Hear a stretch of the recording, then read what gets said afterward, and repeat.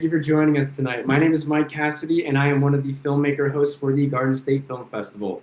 This is our 24th annual festival. We will be celebrating from March 26th to the 29th across 9 different venues in Asbury Park in Cranford, New Jersey. We have over 200 films from various countries showing this year, and I have the pleasure with speaking with the folks behind Margo for Real, Andrea Ashton and Alicia Harding, and Tito, potentially, if he wants to make a visit. Yes. How's it going, guys? Thank you so much for joining me. Is that him? Oh, I thought you were picking him up. You are picking him up. He knows what Hi, our Tito. are. Yes, he's I actually only have questions for Tito, so you guys can take a break if you want. Thank you guys for joining me. If you'd like, give a brief introduction about yourselves and how you worked on this film and what your role was.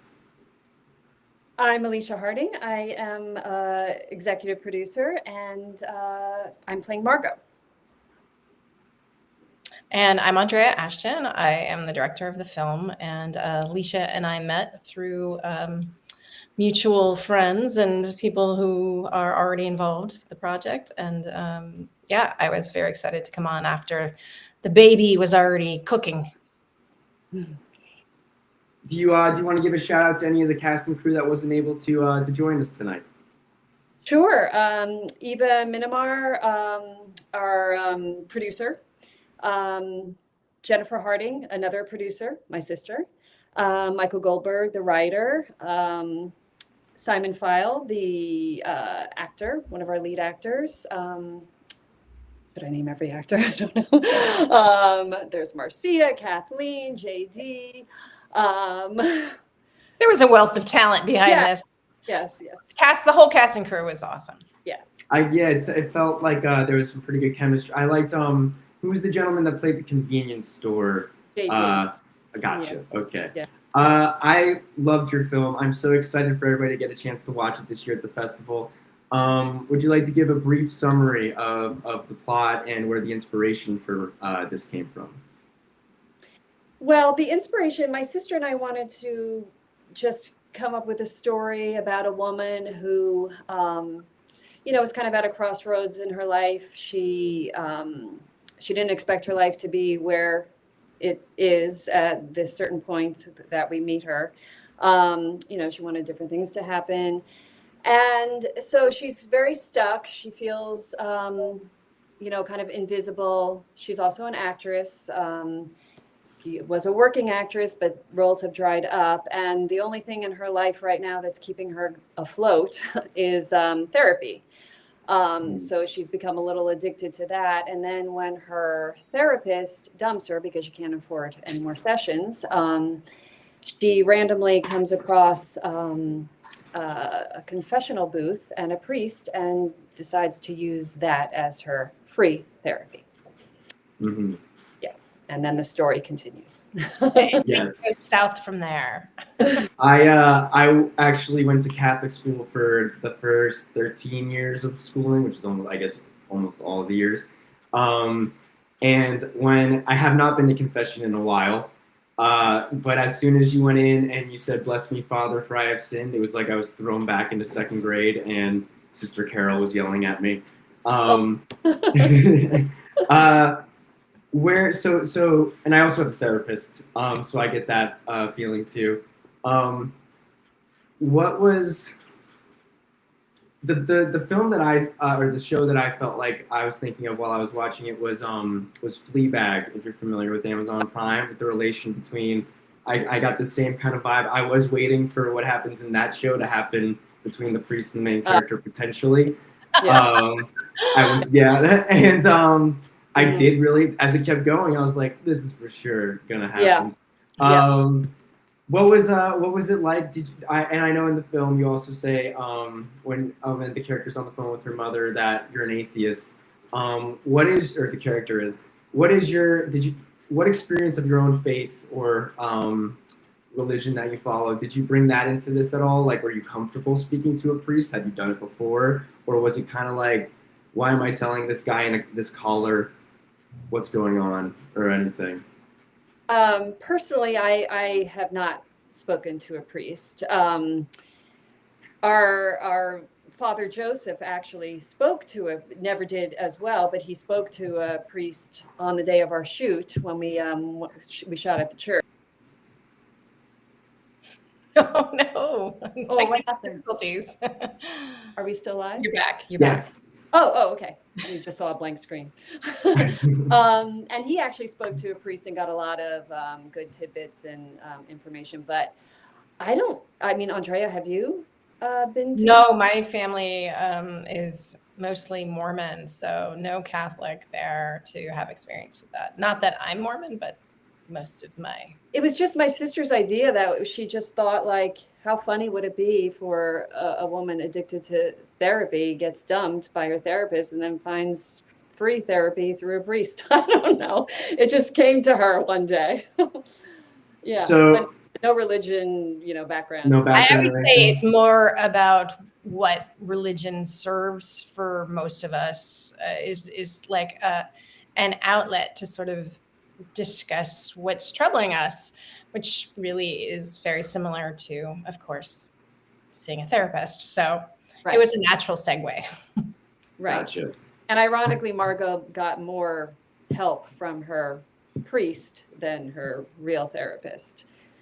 He finally Yes. showed her, certain things that she never even realized about herself before.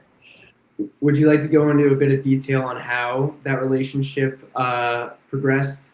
Because after the first time, it seemed like he was not super thrilled to have you come back. No, right. Yeah. Andrea, do you want to? Yeah, I mean, so that's kind of where the fun part gets rolling because, of course, he's like, I can't entertain conversations like this unless it's a first time congregant. And so she comes up with the idea that if she just keeps wearing a different costume, he'll be convinced she's new so she can continue to talk to him and discuss all of her problems. Maybe like kind of underhandedly discussing her problems because now she's got to make up characters and their problems. But yes, it becomes a means to an end for her. And I think it just invigorates her even more. Mm-hmm. Where did the inspiration for each of those characters come from, and which one was your favorite to play? That's a good question. There were a few that didn't make it in the film. Really? Yeah. Who was my favorite? Kind of like the Eastern European woman. She was battered and Margarita? no, No, that was Margarita. Okay. Yeah, Margarita was a Southern lady. Yeah, I wanted more of the Eastern European woman. She just seemed to have like such a dark history. I picked up. Yeah, I think Yeah. the priest also felt that too. The one thing I was waiting for, as like someone who did go to confession a lot growing up, was at the end of each, I guess session is what you would call it. They tell you you're forgiven. Say 3 Hail Marys and 2 Our Fathers. I don't think that the priest told you any time to say that, right? No. No. How many Hail Marys do you think you would have to say? For we won't say what happens at the end, but for what happens at the end, how many do you think he would make you pray, say, and everything? I'd bet a lot. Probably. Yeah. I don't know that, not being Catholic, I don't know many, but it would be a good number. He was a cool priest. Like, I don't think I ever had like that, like kind of like a relaxing time in confession when I would do them before. Well, he has his storyline in arc too, because he was like grumpy and bored with his job, and here comes this wacky person coming in and making him chuckle here and there, and so he kind of grew too along the way, his storyline. So he was getting more and more into what was happening. I remember, I think in the first session that you had, you swore, I believe. And then towards the end, there was another one, and you said, I think it was about the dating, you can't swipe left and right, the F is that. And he was like, you got a good point. And I started cracking up because I don't think I've ever spoken to a priest about dating in any way. So that was fun to see. Yeah. Yeah, I wrote down a ton. That was the best. And yes, you said it did help out the priest with everything. I think one of the lines that he used was "Let it rip" too, which, um, yeah, it was just nice for me to see a priest be cool like that. Yeah, Honestly. yeah, yeah.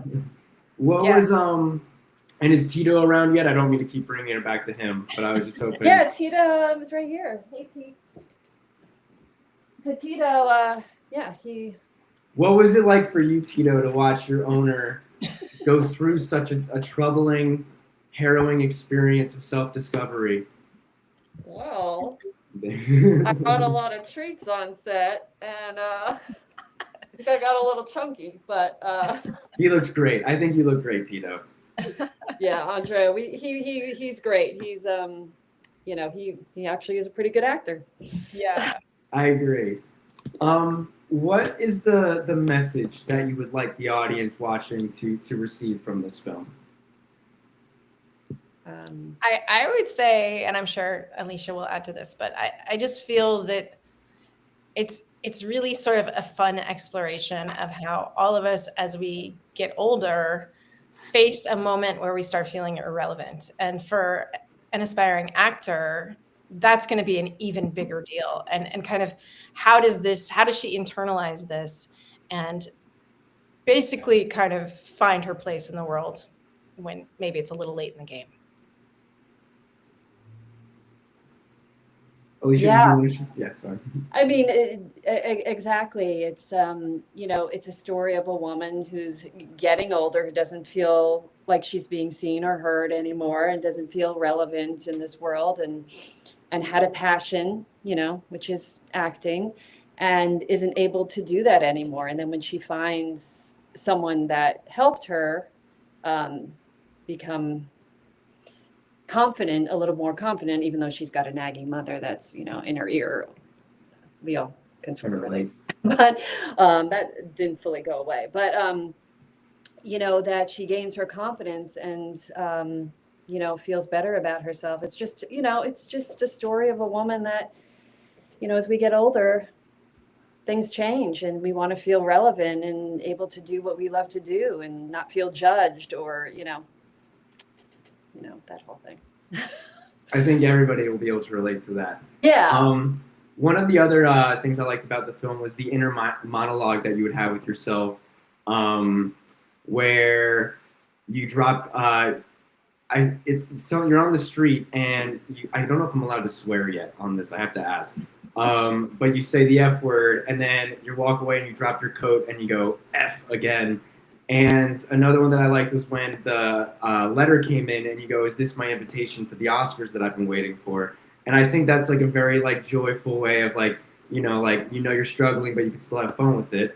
Yeah. When this film does get nominated and inevitably wins the Oscar, who will you guys be thanking first? Will you be thanking the priests in your life or the nagging mothers in your life? Good question. I think the nagging mothers for me. Yeah, they'll probably call you on stage. I'd like to say the supportive mothers. Right. Yeah. And some. Yeah, because it's always meant with love. The nagging mother, you know, deep down there's love there, even though she goes about it in a way that's really. And by the way, it's not actually based on Alicia's mom, so I was gonna make sure we didn't get Alicia's mom. A little angry. Does your sister live in Wisconsin, or was that just a random state? No? Why Wisconsin then? Was that just like the writer came up with that? Yeah, just something so different to New York. Right. I have never been to Wisconsin, so I'll take the writer's word for it. I imagine it's probably different than the city. Yes. We are unfortunately coming to the end of our time. I had such an amazing time speaking with you guys. Sorry for the technical difficulties of the vanishing boxes out of nowhere. Our final question that we like to ask everybody is, will you be able to attend the festival this year in person? Yes, definitely. Absolutely. Fantastic. Well, we can't wait. And is Tito coming? That's a good question. It depends on if he's got another job lined up and if he can make it on time. Totally understand. We know scheduling can be a real pain, so we understand completely. Thank you so much again for speaking with me. That is Margo for Real. It is being shown Saturday, March 28th, 2026 in Block BC 27 from 6 p.m. to 8:15 p.m. Once again, I had such a great time speaking with you. I can't wait for the audiences at the festival to get to watch this film and react to it in their own way. And looking forward to seeing you guys at the end of March. Great. Thank Thank you you for so much. having us. We're so excited. Thank Us you so too. Have a good night. Thank you. much. Too. Bye.